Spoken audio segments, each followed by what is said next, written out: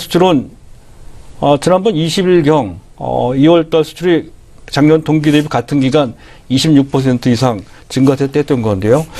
자, 2월달 한 달 전체로 봤을 때 20.2%, 이 정도도 상당하다는 것이죠. 지난 1월달에 11.2% 증가한 현재 그것을 이어받아서 2월달 수출이 더 증가하는 그런 모습, 최근 4개월 동안 연속 증가하는 쪽으로 진행되고 있는 그런 상태라는 건데요.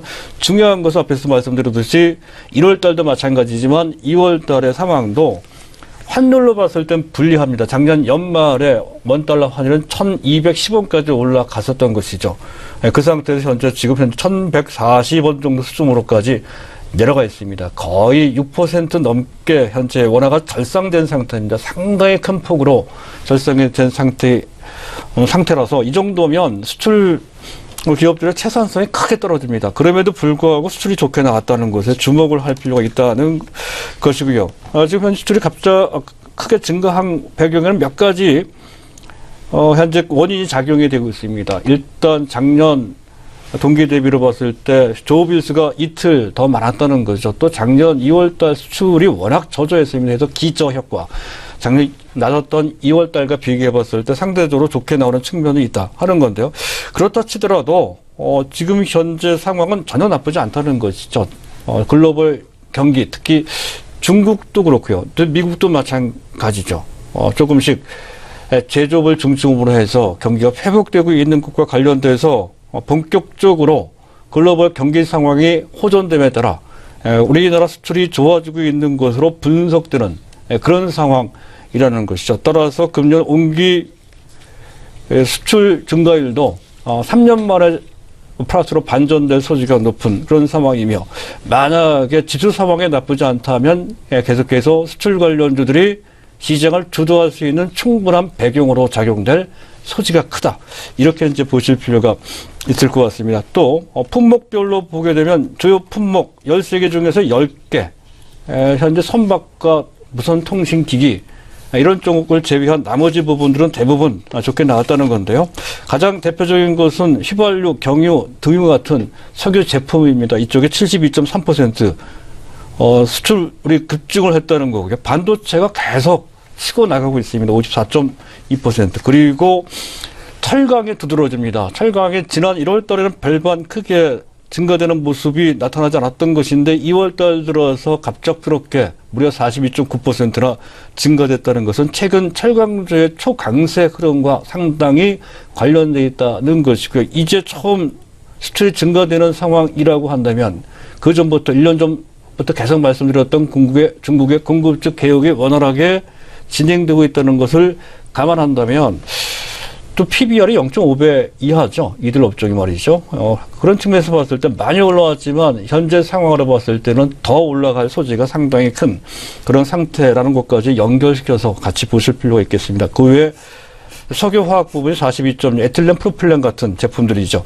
그리고 디스플레이 쪽이 20.1%. 그리고 전체적으로 보면 현재 우리나라 현재 각 주요 품목의 수출이 증가되는 품목 범위가 점점 더 넓혀지고 있다는 것, 또 중국이 상당히 호전되고 있다는 것, 중국 외에 아시아 및 베트남 같은 쪽에 지역적으로도 다양화되고 특히 아시아 쪽에 수출 증가가 가파르게 진행되고 있다는 것까지 연결시켜서 보실 필요가 있겠습니다. 또 한 가지, 자, 미국의 10년물 국채 금리입니다. 2.469%인데요. 이 부분을 차트로 잠깐 보도록 하겠습니다.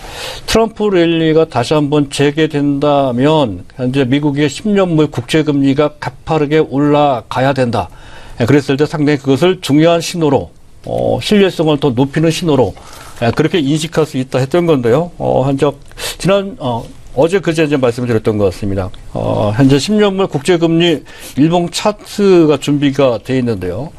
그 차트를 보게 되면 현재 3일 연속 장대 양봉에 나왔음을 알 수 있다는 것이죠. 그 3일 사이에 무려 15 베이스 포인트나 급등했다는 것이죠. 우리 휴일을 맞이하는 이틀 동안에도 10 베이스 포인트 이상 초급등하는, 즉 현재 채권 시장에서 돈이 빠져나와서 채권 금리는 올라가고 채권 가격이 떨어지며 그것이 증시로 흘러가는 로테이션 현상이 강하게 현재 나오고 있는 것으로 해석되고, 이것은 현재 트럼프 랠리가 여전히 맹위를 떨칠 수 있는 근거로 작용될 수 있다 하는 측면으로 이해를 할 수가 있겠습니다. 우리나라 국고채 금리 약간 내려온 상태고요. 금값, 구리값은 큰 변동 없습니다. WTI 가격 53.83, 전일 대비 0.3% 정도 내려온 상태인데 중요한 것은 8주 연속 재고가 증가돼서 현재 미국이 갖고 있는 원유 재고는 5억 2,200만 배럴 정도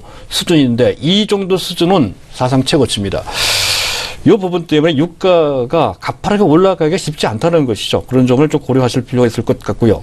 다음은 주요 거시 지표입니다. 미국의 2월달 ISM 제조업 지수가 발표가 됐죠. 57.7. 계속 좋아지고 있습니다. 특히 심리 지표인 서베이 지표인 이들 ISM 등 기타 이런 서베이 지표들은 상당히 좋게 나오고 있다는 거죠. 그것도 역시 트럼프 효과의 일환으로 볼 수가 있겠다는 것이고요. 자, 미국의 중요한 지표 중에 하나가 매 월말 내지 월초에 발표되는 개인 소비 지출인데요. 지난 1월달입니다. 1월달에 개인 소비 지출 증가율은 0.2% 전월 대비입니다. 나쁘지 않은데요. 하지만 최근 들어서 약간 둔화되는 듯한 인상이 짙습니다. 개인 소득은 0.4% 평상적인 정도의 증가율을 보였다는 것이고 중요한 것은 PC 개인 소비 지출 물가입니다. 작년 동기 대비 1.7% 정도인데요. 전반적으로 글로벌 웬만한 경제 섹터는 물가가 어느 정도 반등하는 상당히 꽤나 높게 올라가는 그런 모습과는 달리 지금 식품과 에너지 가격을 뺀 핵심 물가 지수는 상당히 안정적입니다. 거의 1년째 1.6 내지 1.7 정도 수준에 머물고 있다는 것이죠. 그럼에도 불구하고 금리를 인상시킨다는 얘기가 된다는 것이죠. 그리고 중국의 2월달 제조업 PMI 지수입니다. 51.6, 7개월째 연속 확장세를 보이고 있다는 건데 지금 이 정도 수치는 작년 11월달 최고치에 거의 근접하는 수치입니다. 그만큼 중국의 제조업 경기도 상당히 좋아지고 있는 그런